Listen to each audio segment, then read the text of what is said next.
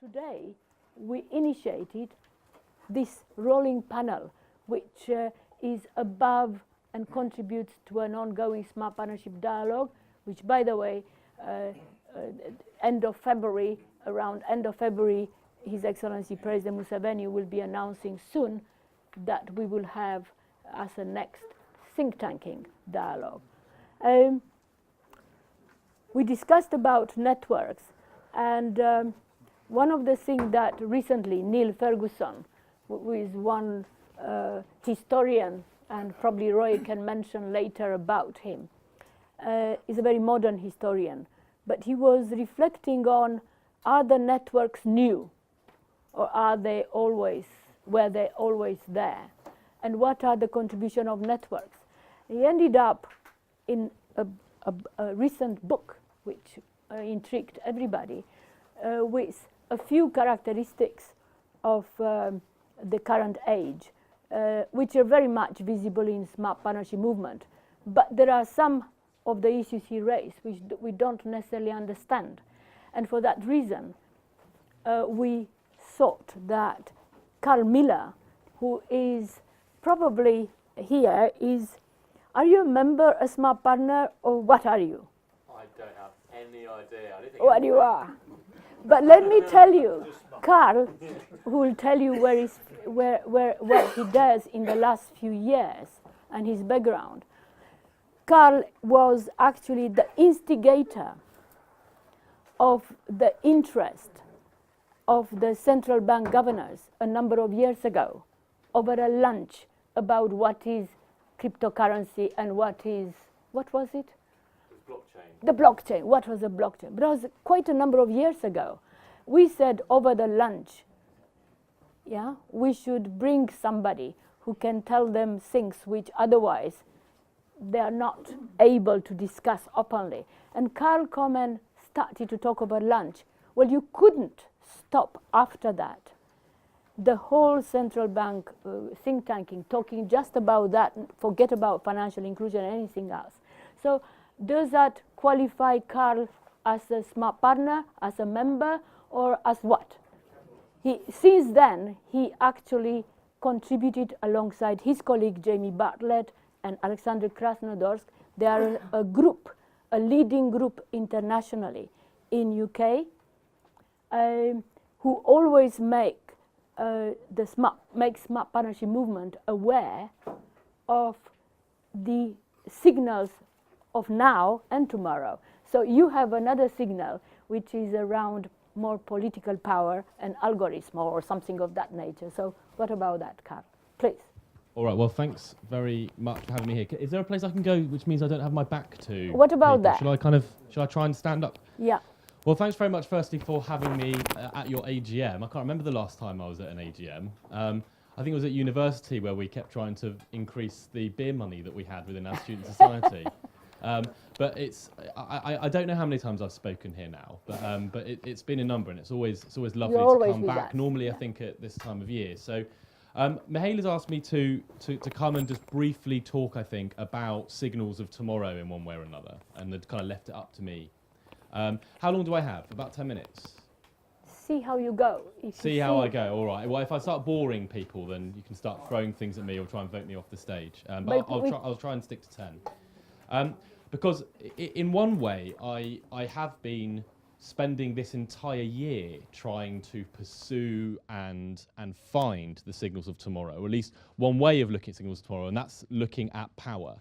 So I spent the last 8 months on the road trying to understand how power is changing in the wake of the digital revolution. Power defined really quite simply as the ability to make stuff happen, the ability to stop stuff happening, the ability to influence people.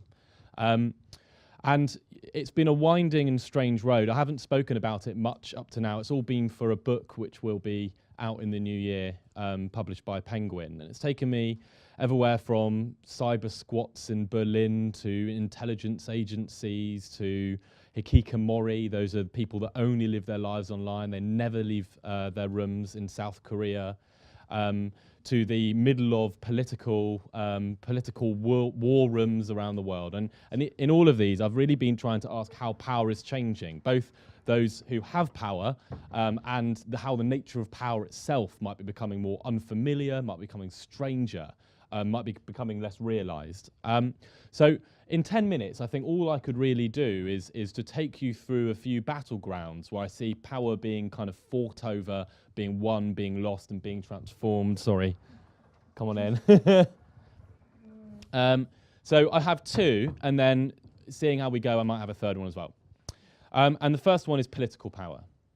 So the story I think that most people are telling ourselves at the moment is that the digital revolution's been fantastic for political parties. In almost every single mainstream election around the world now, there is something called the cave, and they often call it the cave. And it's all modelled on the cave that Obama put together in 2008. That was the great breakthrough election. That was a time when the rule book was rewritten in order to allow political parties in the midst of campaigns to harness all the unbelievable amounts of data which was then available for voters. And the cave was very deliberately this hived off unit, different from the rest of the campaign, younger, usually with more high fives, more whooping, that was going to crunch all this data and was going to start driving their campaign. That began in 2008, accelerated in 2012 again with the Obama campaign, and accelerated even further in the last presidential elections in the US and the ones we just had in the UK. And indeed around the world, you'll struggle to find a political campaign that doesn't have Obama staffers in it, or usually on both sides.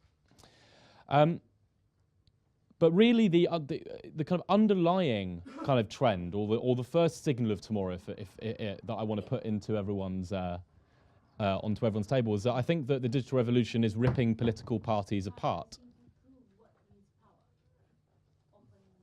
Opening the door. Yeah.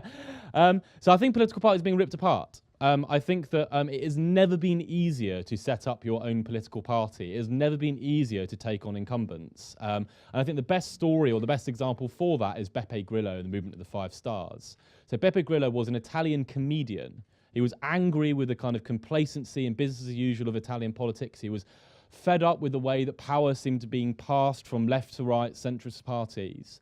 And in a year, he set up his own political party to take them on. He didn't need big business backing. He used microfinancing online. He didn't need any relationship with newspapers in Italy, a good thing since they were all owned by Silvio Berlusconi. He had the most popular blog in Italy. And he didn't need to set up his own party machinery. He used meetup groups. That was how his party actually worked. And there was a meetup group here in London, and they ended up, after Beppe Grillo successfully took on and won the Senate elections in Italy, they actually sent back their own MP back to represent the movement of the 5 stars in the Italian Senate. So Beppe Grillo is, I think, only one of what we'll see happen next, which is that more and more people will come from outside of politics. They'll probably mix together some ideologies of the left and right, and they will use the internet to set up entirely new kinds of political parties, take on the ones that are there, and beat them.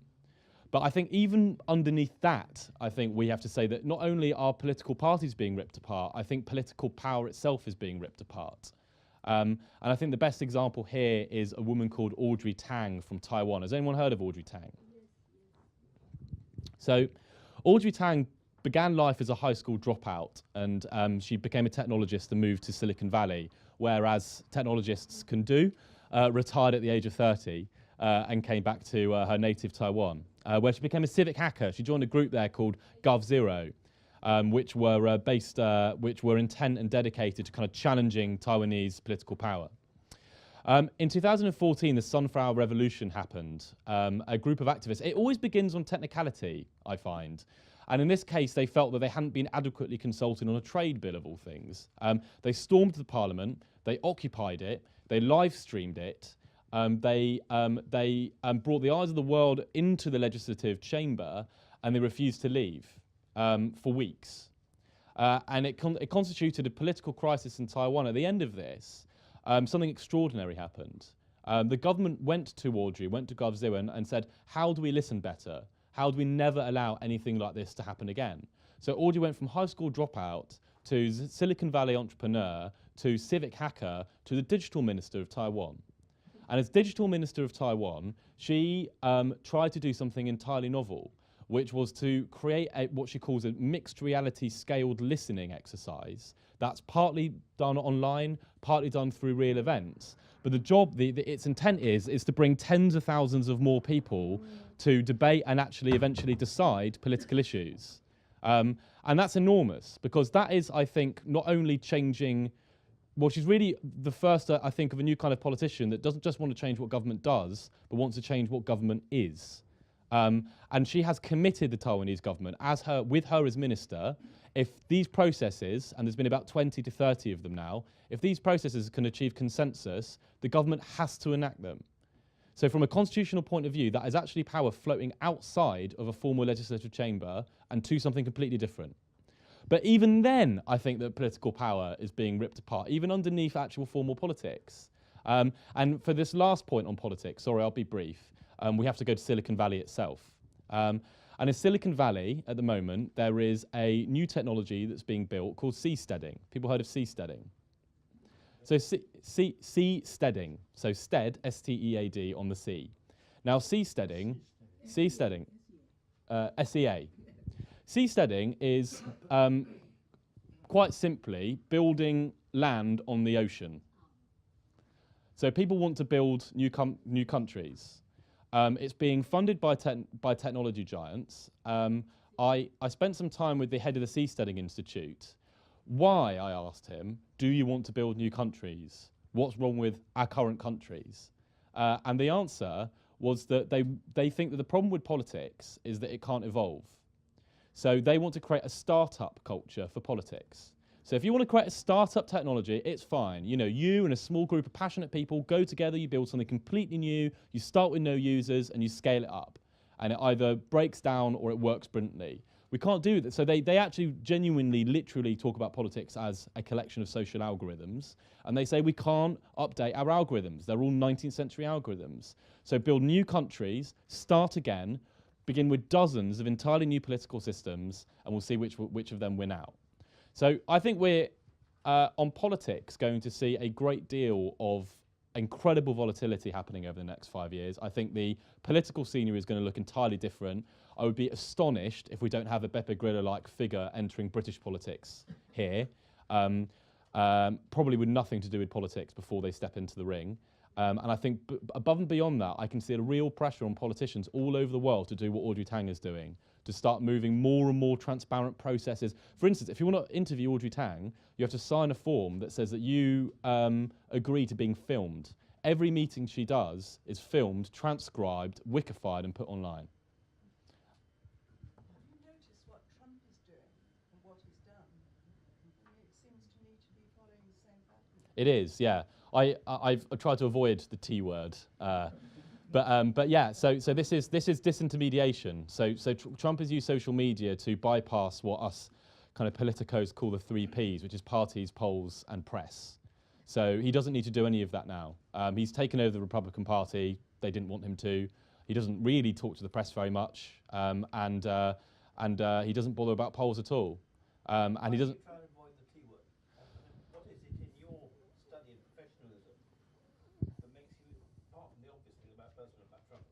What is it that makes you not want to avoid the T word? Because a very good piece of advice I received when I started doing all this, which is you don't want to write the history of the last 5 minutes. So I kind of want to go to the areas where there isn't already a kind of like enormous obsession and the light of the world's media being shone on it. I'm trying to dig up, I think, and they ought to be able to put kind of on here like the stories and the examples, the technologies, the processes, which are actually much more hidden. I think we've all got an opinion on Trump. And I don't think mine is any more interesting, really, than anyone else's. Let me very quickly go through one other battleground, and then I've probably run out of time. And the other battleground I want to talk about is crime, and how criminal power's changed. So probably the coolest thing that they let me do, the police, was they let me go on a cybercrime raid. So I went with the police in a covert convoy. We pulled outside of a house and they raided the house to catch a cyber criminal. Why did I want to do that? Because I wanted to know what the reality of cybercrime was like on the front line. It was called Operation Identify, and the point was that it was trying to catch a cyber criminal, actually a community of cyber criminals, that were hacking into people's iClouds and stealing all their personal data. So basically the full contents of your phone, they were waltzing in the middle of the night, taking it all, using it for blackmail, using it for extortion. I realised that there were actually, there was only one surprise about Operation Identify. It wasn't surprising that this was happening. We had some astonishing statistics come out in 2016 here in the UK that says that pretty much most crime now happens on the internet. Basically online fraud and cybercrime together now constitute half of the total number of crimes that we think happen. So we've seen basically an invisible epidemic in crime. You can't see it, it's happening in people's homes, but it's astonishingly widespread. In fact, it's actually a former head of the NSA called it the largest transfer of wealth in history, cybercrime. So it wasn't surprising it was happening. The person that was caught was the most unhardened criminal I think I've ever come across. He was so astonished when the police turned up. He couldn't talk, he couldn't stand. You know, I was expecting him to kind of be, "You got nothing on me, copper," and all that kind of stuff. And it wasn't like that at all. And that wasn't surprising either. But barriers to entry into cybercrime are unbelievably low. So I got a hacker to show me ransomware. Have you all heard of ransomware? Where it's a kind of form of cyber attack where you can basically lock someone out of their own computer and demand money for them to unlock it. It's been happening more and more publicly over the last couple of years. It's one of the most popular forms of cybercrime. Now, when I opened up this malware on my computer, so I'm like pretending to be the attacker, the first thing I noticed absolutely floored me. It had banner advertising on it. This malware had banner advertising. It was unbelievably easy to use. It was point and click. So it wasn't hard to use. You know, you think that cybercrime is typing all this impenetrable code into computers. Absolutely not. Any of us in this room could do cybercrime. Any of us in this room could do cybercrime. Sorry? We can do it because we just don't need any skills. It's skillless. It's an utterly skillless activity. The misconceptions of it, that it requires some genius teenager to be in a darkened room, is totally wrong. How do you define crime? Breaking the law. So usually breaking the Computer Misuse Act, I think usually it comes under in the UK. There was only one thing surprising about Operation Identify, and this is the kind of other big transfer of power that I'm desperately worried about and that I wanted to talk about, which is that the only thing which was surprising was that the man was caught. There is a primal problem at the heart of all of this, which is that now on the internet, crime passes between borders with unbelievable ease, barely any friction in a microsecond. So we have people being victimised, British citizens victimising people all over the world, and all of over the world are committing crimes against British citizens. It's happening the same in every country. What hasn't become globalised is law enforcement. So law enforcement basically stops at the border. 93% of our policing resources is put into local policing. That is people that are from that area, know that area, and they do not have anything like the international apparatus which they need in order to actually chase the criminals across borders. So one of the police officers was complaining to me, the school got hacked, the hacker was a local kid, and they used Amazon to do the hacking, which means he has to use an MLAT treaty, that is an expensive international mechanism, to go to the United States to get the evidence. So at the moment, barely any, it was described to me by a senior police officer, the chance of doing cybercrime is basically nil. There is basically no law enforcement response to cybercrime, serious cybercrime. And most serious cybercrime is happening in jurisdictions which are not, have absolutely no interest in making it stop. So the second really terrifying thing is that I think we're living not only through an epidemic in cybercrime, but a crisis in enforcement of it. And I think that is actually really genuinely undermining the power of the state. If a state cannot control the activity which is happening in its borders, if it cannot keep its citizens safe, then the actual question of what a state really is, that's its fundamental responsibility, I think is opened. And because states, law enforcement agencies are not keeping people safe online, what we are seeing instead is a rise in online vigilantism. So groups forming, trying to catch cyber criminals, sometimes killing them, sometimes blackmailing them, doing whatever they want. But they're doing it, they feel, because they're stepping into this gap that the police have left off. That's probably, I'd say, 10 or 15 minutes. I suppose that the final one, maybe this is one that I can come back and talk about when the book is finally published, I'd say is media and then warfare, both of which I think have profoundly changed. Sorry? And warfare. Do you want me to talk? I think, am I not out of time? Okay. So about media. All right. Let's quick show of hands. Who wants media? Who wants warfare? All right. People love warfare.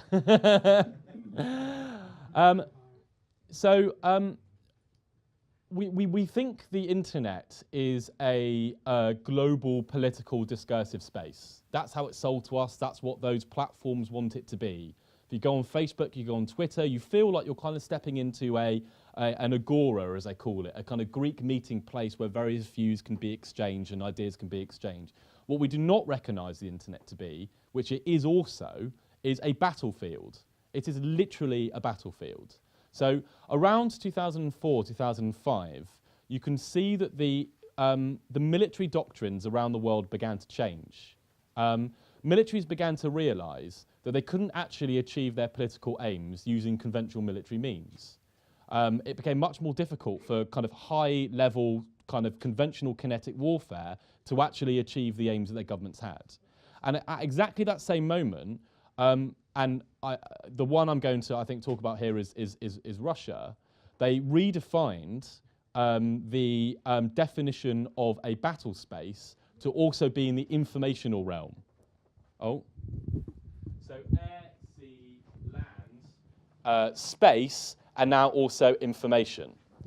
And as soon as information became a battleground, it all changed. Compared to a tank, setting up and running a misinformation effort to target another country's populace is incredibly easy and cheap and straightforward to do. And what we are seeing now, when I think probably you've come across stories around botnets influencing elections, the use of malicious automation, the use of fake news, the post-truth society, all these kind of like headline words or phrases which have suddenly jumped into public discourse. To me, what they are all reflecting is this basic change. That basically militaries now are fighting online as much as they are fighting anywhere else, in fact, increasingly more so. And that it actually is allowing them to tell a new kind of lie, really, or a new kind of influence, which is that you can influence a crowd by pretending to be that crowd. So people are incredibly vulnerable to wide societal changes. We tend to copy each other.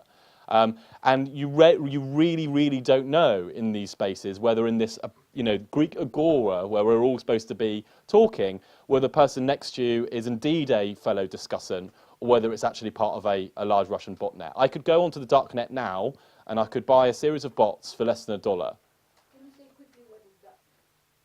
So a series of bots they're essentially networks of automated accounts. So online they look like you and me. They have normal names. They probably have a profile picture. They talk to you, but they're not a normal human being. They are part of a network which is being controlled using technologies which are dedicated to trying to control the informational space. So basically to go on, fight and win the information war.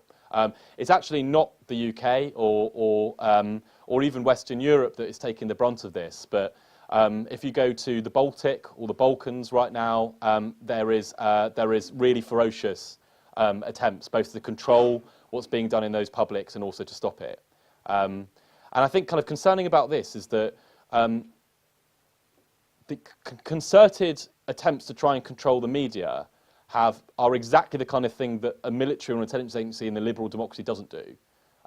So whilst technically it's very possible to achieve this for anybody, it's actually certain kinds of militaries that don't have those same legal and judicial safeguards that are the ones that are doing it.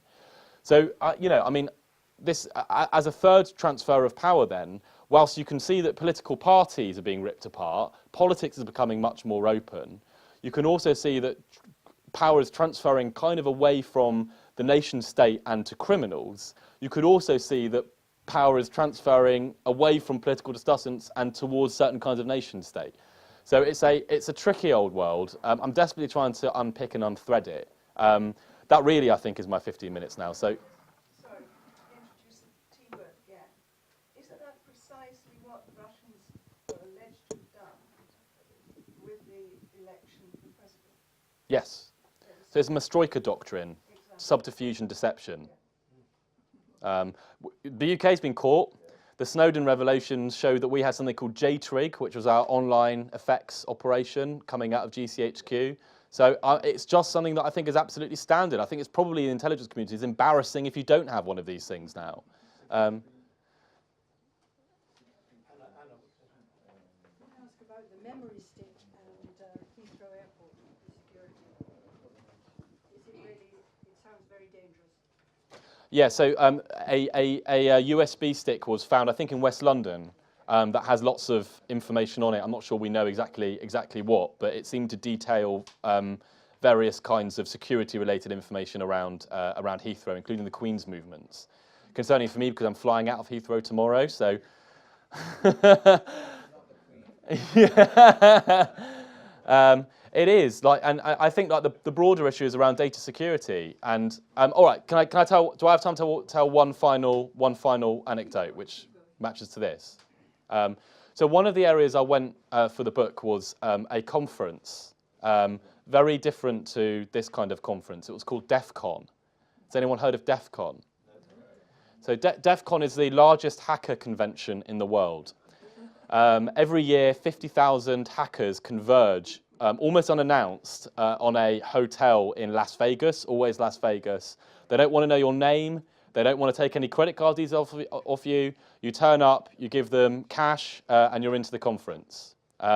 It's a very weird mix, I think. So, you know, you're sat in Caesar's Palace, you know, in this huge marble edifice, and everyone's enjoying the sun, and suddenly you see this kind of black wave of people in blue mohawks and Bitcoin tattoos, and they all wear black, and they just kind of like walk, you know, through Las Vegas. As they walk through, everything starts being hacked, and all the hotels start trying to shut up all their computers. I was there because I wanted to see what the power of the hacker really is, and what I saw was a laptop. So in front of is a huge stage, 10,000 hackers, one tiny little dot at the heart, and each one of these big talks is them unveiling a previously unknown exploit in front of the community, and showing everyone how to do it. So I saw a laptop that was air-gapped from the internet, so no internet connection at all, was hacked using light that you couldn't see, hacked using sound, and hacked using sound that you couldn't hear. So it was controlled, and then they managed to exfiltrate data from the laptop that was not connected to the internet using the same method. It's called stenography. So I saw that. I saw someone prove in concept that you could take over and then cause wind farms to burst into flames using something called Windshark. I saw people using artificial intelligence, a tool called DeepHack, to teach an AI how it could then hack. And that's the future. It's going to be dueling AIs. You know, I mean, like, this is only the beginning. There's going to be AIs on both the defense and offensive side trying to dueling with each other. We are only observing. Yeah, human beings are just going to be kind of feeding, making sure the AIs still have electricity. And the point of that all, I think, is the same as the Heathrow USB lesson, which is I really, really, really can't see this stopping. I only see this increasing. So I think that all we're seeing now is hack after hack after hack after hack coming out. You know, embarrassing disclosure followed by embarrassing disclosure. I think it's just because, you know, this community of hackers is just unbelievably clever. They're unbelievably competent. Half of them are kind of on the security side, half of them are on the I suppose the more serious criminals, and they're just rushing off into the distance. And I don't think any of us can have any idea now of what, you know, at the most sophisticated end hackers can do. So I would say, like, if you have sensitive data, keep it away from the internet. But to be honest, even that doesn't necessarily keep it safe. So I'd say the hacker is a new form of digital aristocrat. Final point. It's a new form of digital aristocrat. If we've always defined aristocrats as having a kind of relationship to the fundamental resource of the age, so, you know, the agrarian aristocrats owned the land when we farmed, the bourgeoisie owned the factories. Well, if the fundamental resource of our age is the digital world, there's only one group that own it, and it is them. Carl, just one thing into all this story about power, political power, elections, and behavioral data, Cambridge Analytics type. what are we talking about? Because there's a lot of interest in this. I mean, nobody knows what has happened in Kenya, but everybody's presuming that, or anywhere else. So we don't need necessarily to talk about Cambridge Analytica, there are others, but there is all this behavioral kind of psycho data, or whatever it's called. Just, you haven't mentioned. Well, I mean, I remember them elections. telling me, last time I spoke to them, they said that they were actually going to fight the Kenyan elections. Did that actually happen? Specifically Cambridge Analytica. I think were actually active during the Kenyan elections themselves. Which one? Sorry? Cambridge Analytica. Which election? The Kenyatta.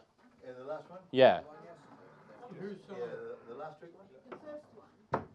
On whose side? Kenyatta side, I You think. mean the repeat of the presidential? No, it's the first one. Oh, the first one. Probably already doing the second one, have done the second one. Yeah, they've done the second. Could we understand what it is about, this election? So, I'm not sure. I'm not sure it is. So, I think this is a little bit different. So, I wouldn't place too much emphasis on Cambridge Analytica. I don't think they're doing anything which a dozen other companies also are doing. And it's not like Hillary Clinton didn't have half of Facebook seconded into her team. So, I mean, I think what's happening is that, and Obama started this, Trump has just carried it on, is that we used to fight elections with data by identifying broad demographic groups and trying to research them. So you'd research like a seat, or you might research 45 to 55-year-old fishermen in a seat. Big data allows you to go to an individual level. So during the Trump campaign, they went down to each individual voter had a score of how likely they were to vote and how likely they were to vote Republican. Now, the only kind of like the most controversial part of the Cambridge Analytica kind of revelations, and it was all coming from them, you know, this was part of their kind of like post-Trump victory sales pitch, was they used something called psychographics. So what they claimed to be able to do was to use was to put everybody on the basis of their social media posts into one of 5 broad psychographic groupings. It's called the Ocean score. So your openness, conscientiousness, and so on. And from that, they claim that if we know your personality type, we can target different kinds of messages at you in a much more specific way.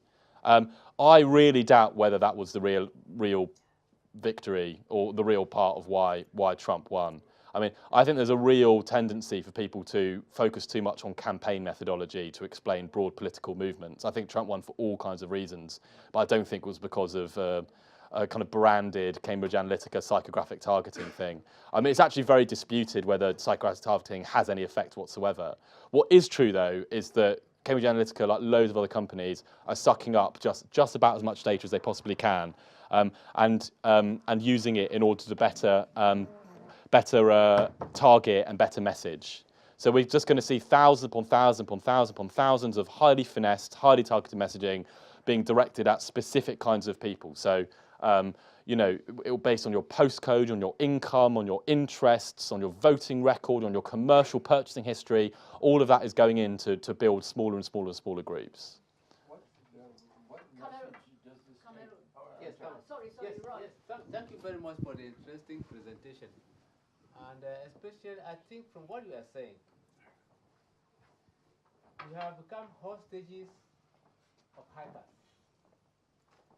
And it appears to me that the greatest challenge mankind faces now is we are becoming more and more hostages, and it's going to continue. And from what we are saying, I'm not thinking that I think there's a doomsday is coming. You cannot rule out the possibility of a third world war at a time because of this, because false information can give the impression that where the Russians are coming, you better act. So from what he is saying, everything is possible now. Since you are an expert, what can we do to get out of this increasing hostage phenomenon? It's the biggest problem that we have. And even the leakage administration, everything that passes now is leaked. And the information is also truncated. So how do we get out of this?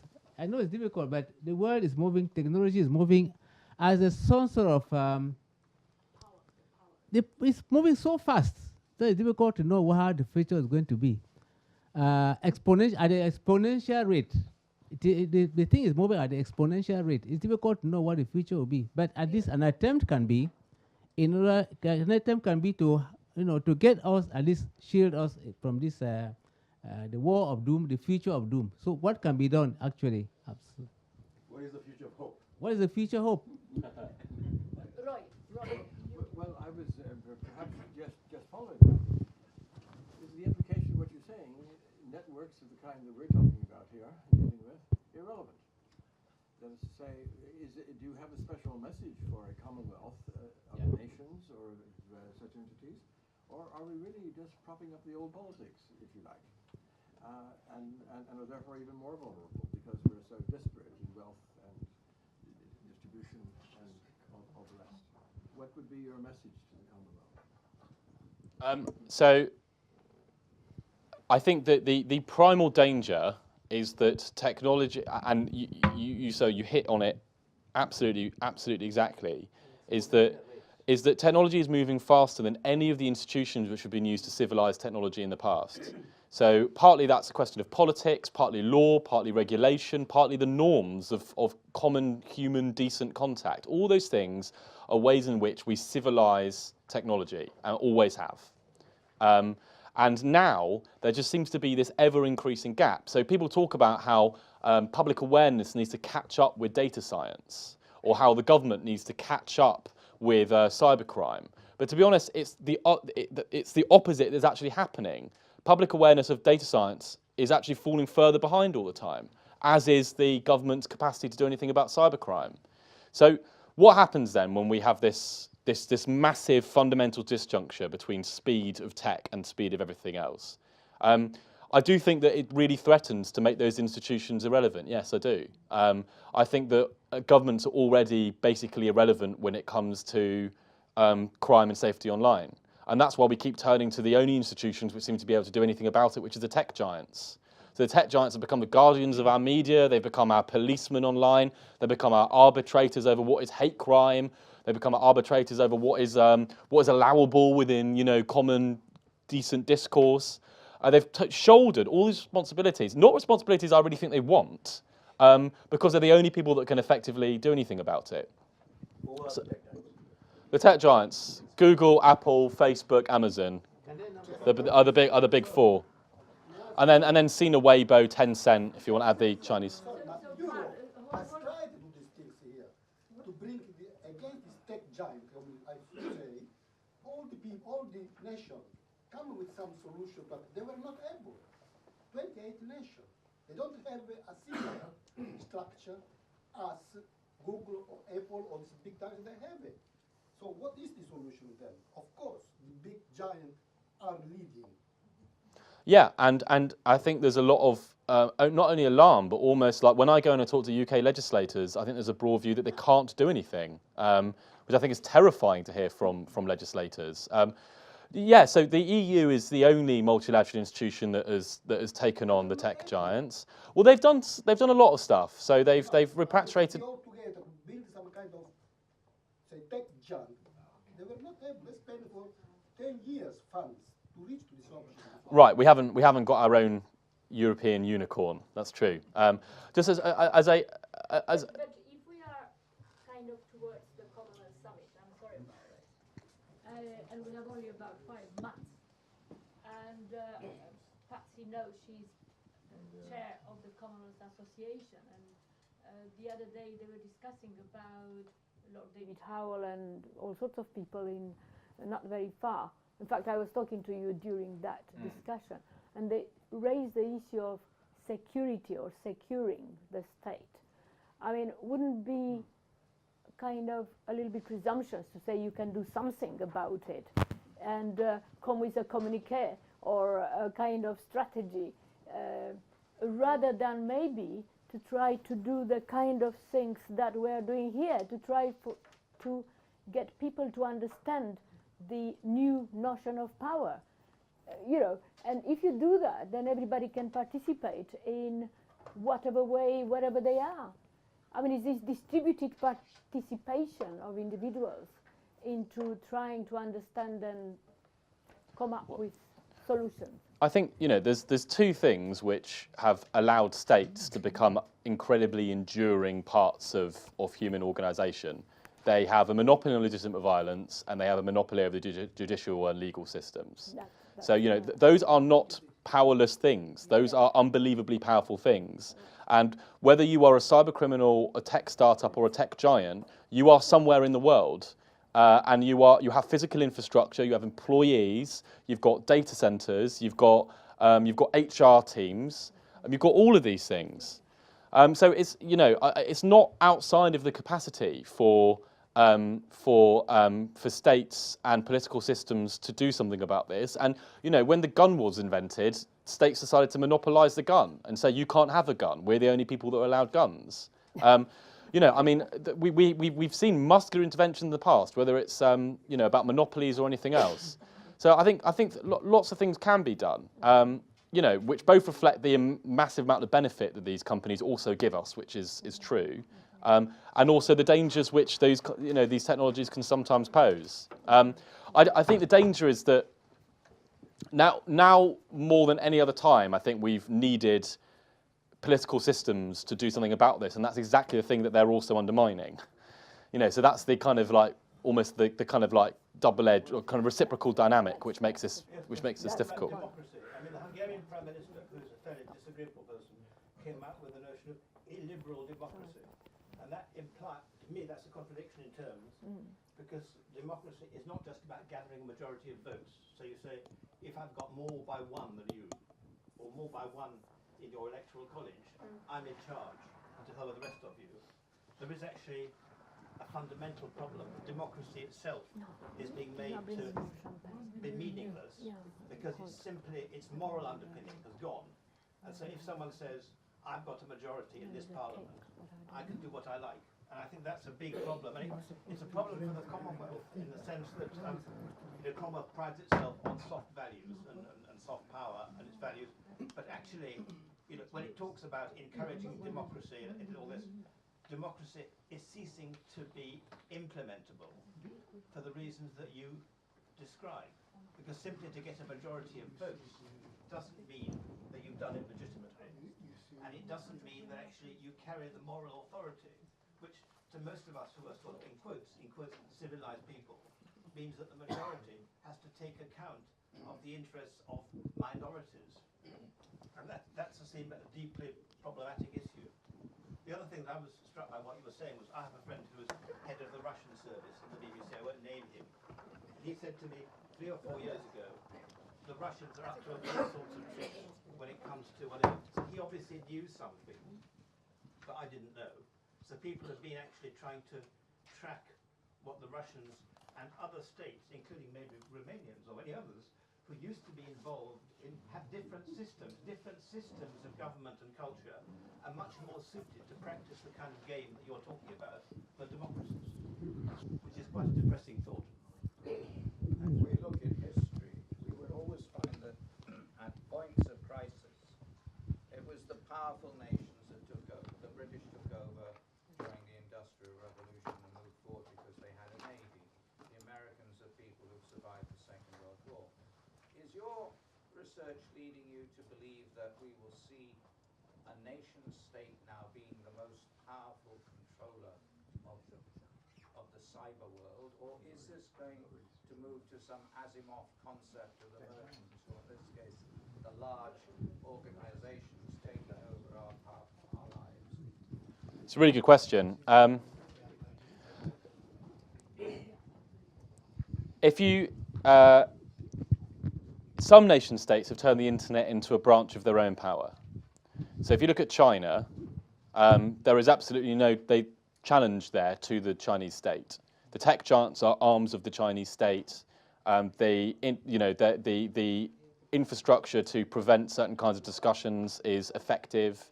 They've managed to leverage it for its economic benefits without allowing it to become politically disruptive. So that's one possible future. You know, as I said, states can really do that kind of stuff. You can really march an army into a tech firm and just say, this is ours now, you know, and sometimes that happens. It's actually liberal democracies, and I suppose liberal democracies with a support for market-based economic systems that are least really able or empowered to do that. And those are the ones which I see getting weaker.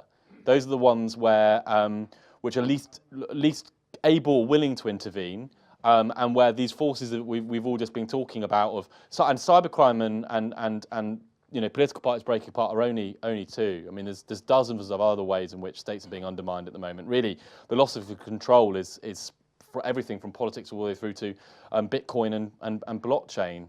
Yeah, I mean, I could see there that unless something does change, nation states will become less and less effective at controlling activities in their borders, and that either means that we move towards a kind of cyber anarcho-capitalist order, or it means that you have large corporate interests taking more and more control over those kind of spaces. Both could really happen. Can I just say that I think that one of the things you're going to have to take account of at some stage in your work, it's unreasonable to ask you for the answers to some of these, to this problem. I haven't written it yet. But, I mean, you do, I think, have to take account of how people operate. I mean, in the sense, the psychology of it, the ethics of it. I mean, where do standards come in on all of this thing? And try to think about how people may be influenced in order to reject these false claims, if you like. Because I think that in the long run, that's probably the only way it's going to happen. Yeah, can I compliment this, since you're going to finalize your intervention here? Are you aware of any developments internationally to set up an international regulatory framework that would actually control cybercrime? No, I'm aware of absolutely nothing. If anyone is, I'd love to know about it. Do you think the Chinese systems are any more secure than anybody else's?